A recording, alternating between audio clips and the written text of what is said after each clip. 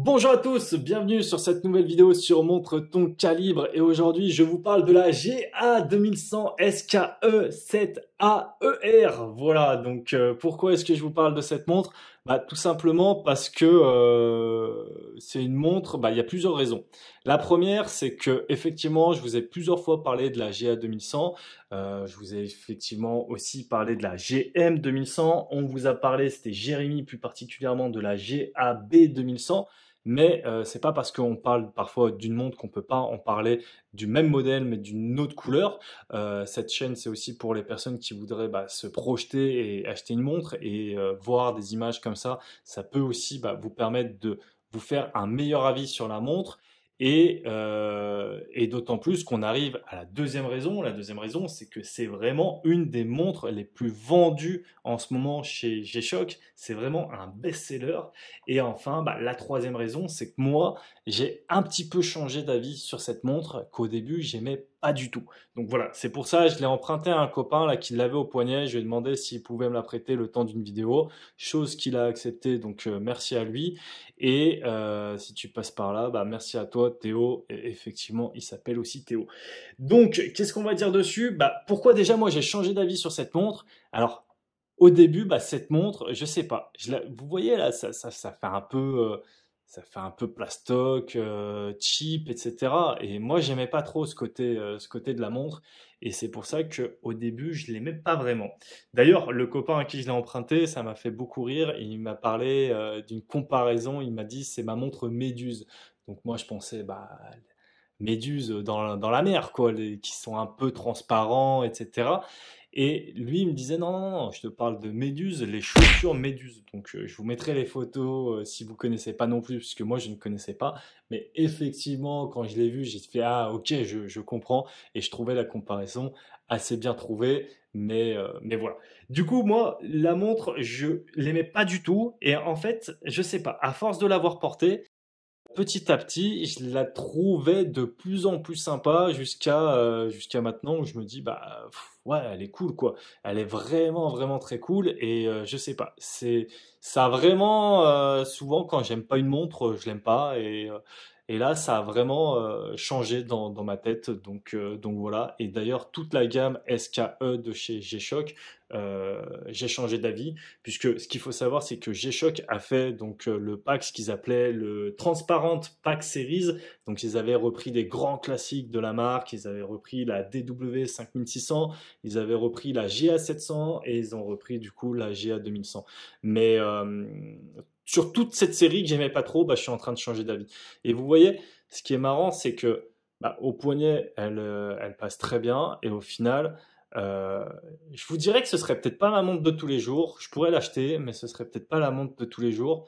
Mais en même temps, je pense que l'essayer, c'est l'adopter. Et je pense qu'il y a, si je la porte pendant 4 jours, il y a des chances que je puisse la porter pendant 4 mois, je pense. Donc voilà. Rapide tour du propriétaire pour ceux qui ne connaissent pas trop la GA 2100. GA 2100, elle fait 45 mm de diamètre. C'est énorme sur le papier, mais en soi, c'est beaucoup moins. Donc vous voyez, moi j'ai un poignet de 17 cm.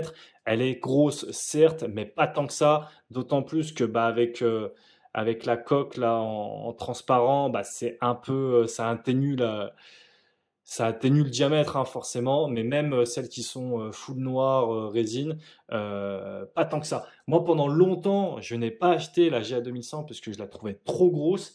Et au final, je me dis que j'aurais peut-être pu, même si aujourd'hui, il existe des alternatives. Par exemple, celle-ci, c'est la GMA S 2100.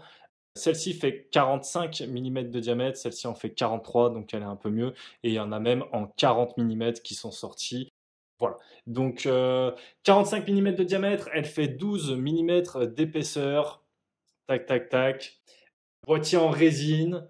Au niveau des fonctionnalités, je pense que vous allez retrouver les fonctionnalités de la GA 2100 classique. Donc déjà là, ici à 9 heures, vous pouvez voir que on a la date. Double affichage analogique et digital.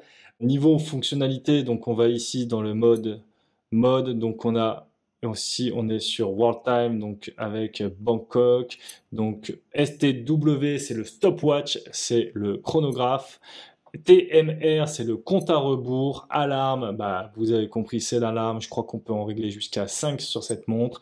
Et on retourne sur Time, donc l'heure de maintenant. Donc World Time, STW, TMR, alarme, time, on a fait le tour.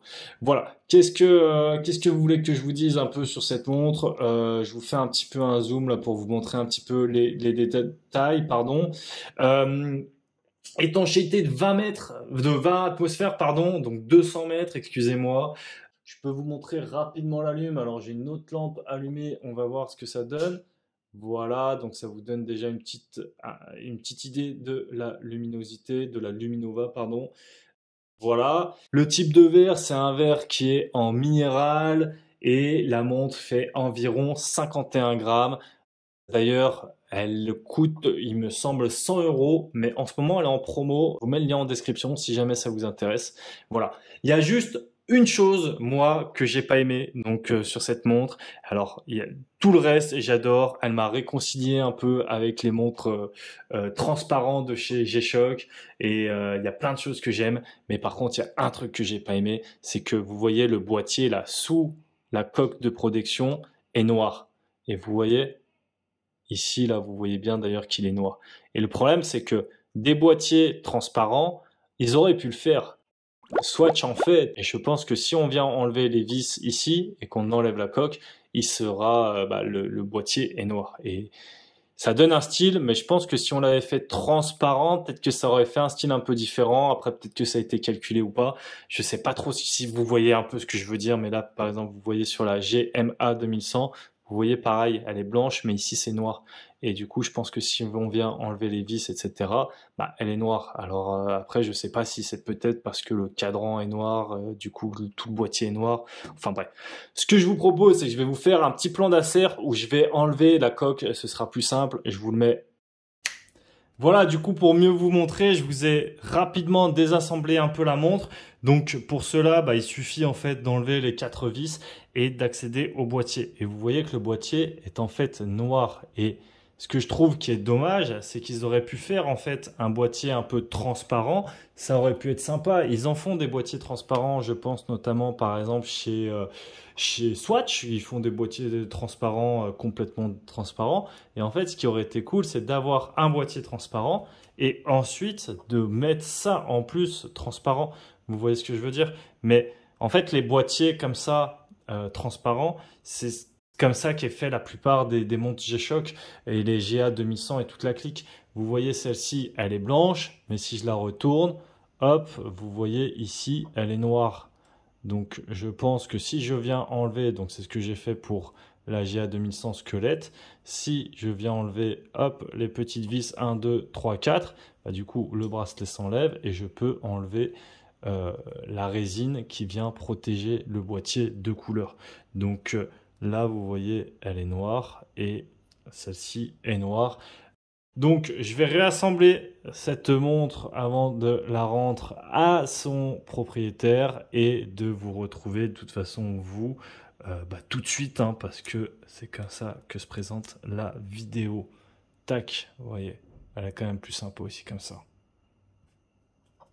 Le plan d'acer est normalement fini. En tout cas, je pense qu'on a fait le tour sur cette montre. Si vous voulez plus de détails sur la montre, eh ben, n'hésitez pas à aller voir mon avis qui était un petit peu plus long sur la chaîne Montre ton calibre. C'était la GA 2100 Winter Premium. Donc c'était une version noire, verte et rouge qu'on appelle également la Rasta, qui est une version un peu spéciale. En tout cas, j'étais content de pouvoir vous présenter cette montre. Je crois qu'il n'y a pas de vidéo en français qui en parlait. Donc voilà, ça aura fait l'occasion de vous en parler. N'hésitez pas en tout cas à vous abonner si ce n'est pas encore fait. N'hésitez pas à checker le lien en description si vous voulez l'acheter. N'hésitez pas à nous envoyer votre présentation de montre si vous le souhaitez. N'oubliez pas que Montre ton calibre, c'est une chaîne collaborative. Quant à moi, je vous dis ciao, bonsoir. Ciao.